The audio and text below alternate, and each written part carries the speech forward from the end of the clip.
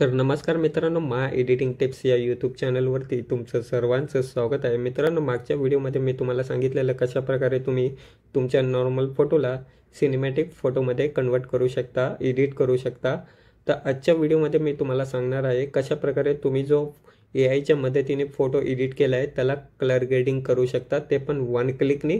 आणि सर्वात महत्त्वाचं म्हणजे तुम्ही अशा प्रकारे कलर ग्रेडिंग करू शकता।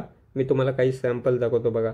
अशा प्रकारे तुम्ही तुमच्या सिनेमॅटिक फोटोला कलर ग्रेडिंग करू शकता लाईटरूम ॲप्लिकेशनच्या मदतीने।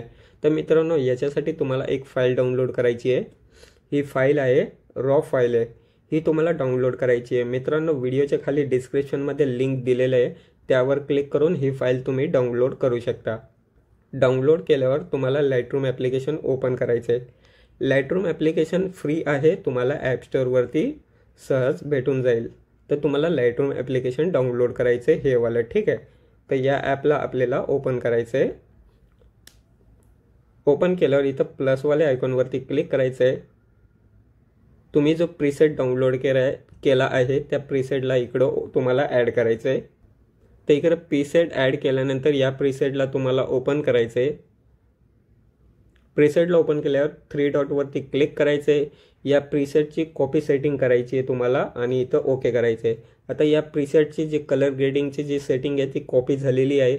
बॅक जायचं आहे, बॅक झाल्यानंतर ॲड फोटोवरती जायचं आहे। तुम्हाला तुमचा ओरिजिनल फोटो घ्यायचा आहे जो तुम्ही एआयच्या मदतीने एडिट केला होता, तो फोटो इकडे ॲड करायचा आहे। तर फोटो ॲड केल्यानंतर ओरिजिनल फोटोला तुम्हाला ओपन करायचं आहे।